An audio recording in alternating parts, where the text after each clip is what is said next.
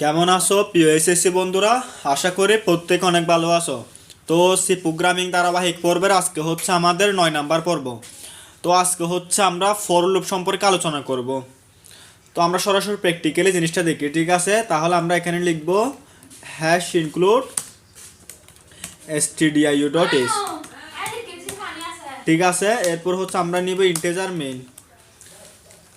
এরপর হচ্ছে আমরা কার্লি ব্রেসেস বা সেকেন্ড বন্ধনী দেওয়ার পরে আমরা এখানে ইন্টিজার নামের একটা ভেরিয়েবল নিলাম, সেটার নাম দিলাম আই। আই কেন দিলাম? আমরা লুপের জন্য সাধারণত আই নামের ভেরিয়েবল ব্যবহার করি, ঠিক আছে। তো তোমরা সবসময় লুপের জন্য আই নামের ভেরিয়েবল ব্যবহার করবা। আচ্ছা, আমরা এখন ফোর লিখব। আচ্ছা, ফোর লুপের সিনট্যাক্সটা হচ্ছে, ফোর লুপে তিনটা অংশ থাকবে। প্রথম অংশে ইনিশিয়ালাইজেশন, দ্বিতীয় অংশে থাকবে আমাদের কি শর্ত, তৃতীয় অংশে থাকবে হচ্ছে ইনক্রিমেন্ট ডিক্রিমেন্ট। এখন হচ্ছে আমরা কি করব, এখানে ইনিশিয়ালাইজেশন দিব, মানে এর মানটা শুরুতে আমরা কত সেট করে দিলাম, 1 সেট করে দিলাম, ঠিক আছে। আচ্ছা, এরপর হচ্ছে আমরা কি করব, এরপর হচ্ছে আমরা অংশটাকে আলাদা করার জন্য দিব সেমিকোলন। এখানে কিন্তু কমা দিব না, অবশ্যই সেমিকোলন দিব, ঠিক আছে। এরপর আমরা শর্ত দিব। শর্তটা হচ্ছে কি, যেমন দিলাম আয়ের মান যতক্ষণ না 10-এর সমান অথবা ছোটো না হবে ততক্ষণ কি হবে, আয়ের মান এক এক করে বাড়তে থাকবে। মানে এখানে আমি ইনক্রিমেন্ট দিলাম। আমি যদি বলি এক এক করে কমতে থাকবে, তাহলে এটা হবে আই মাইনাস মাইনাস, ঠিক আছে।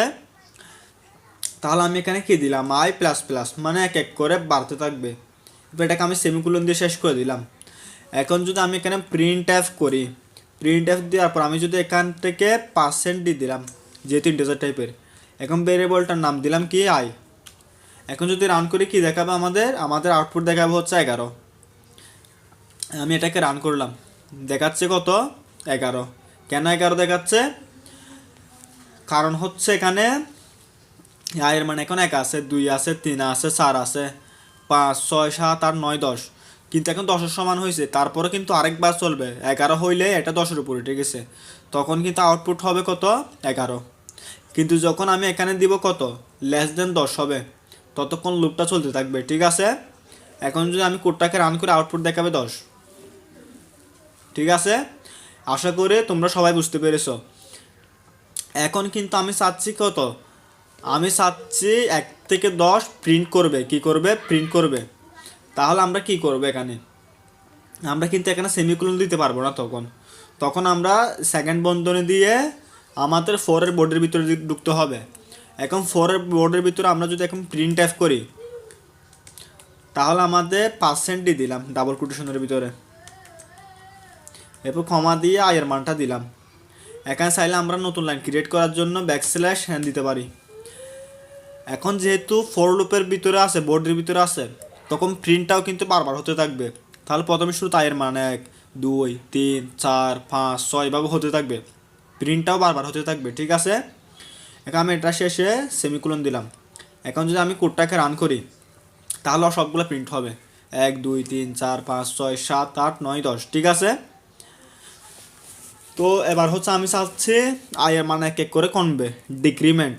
তাহলে সেটা কিভাবে করা যায়, আমি এই জিনিসটা কেটে দিচ্ছি, ঠিক আছে। এই জিনিসগুলো হচ্ছে আমি কেটে দিই। আমি চাচ্ছি আয়ের মান এক এক করে, শুরুতে আয়ের মান থাকবে কত, 10। আয় যতক্ষণ না কি হবে, গ্রেটার দেন অর ইকুয়াল কত হবে, 1 হবে, ততক্ষণ কি হবে, আয়ের মান এক এক করে কমতে থাকবে। তাহলে দিব আই মাইনাস মাইনাস, ঠিক আছে। এখন যদি আমি এটাকে ক্লোজ করে প্রিন্ট এফ করি, তাহলে আমাদের আউটপুট দেখাবে হচ্ছে কত, 1, ঠিক আছে। তাহলে আমরা ডাবল কোটেশনের ভিতরে কি দিলাম, পার্সেন্ট দিয়ে দিলাম, এরপর ক্ষমা দিয়ে আইটাকে অ্যাসাইন করে আইটাকে গ্যাপ হয়ে দিলাম, ঠিক আছে। এখন এটা শেষ আমরা কি দিব, সেমিকোলন দিব। এখন যদি কোডটাকে রান করে দেখাবে কত, 1, সরি 0 দেখাবে, ঠিক আছে। কিন্তু যখন আমি এখানে ইকুয়াল না দিতাম, তখন কিন্তু দেখাইতো কত, 1 দেখাইতো, ঠিক আছে। এখন দেখাবে কত, 1। আচ্ছা, আমি চাচ্ছি 1 থেকে 10 পর্যন্ত প্রিন্ট হবে, মানে উল্টার দিক থেকে 10, 9, 8, 7, 6 এভাবে প্রিন্ট হবে। তাহলে সেটা কিভাবে করা যায়, এটা করার জন্য হচ্ছে আমরা ফর লুপের বাইরে বের হওয়া যাবে না।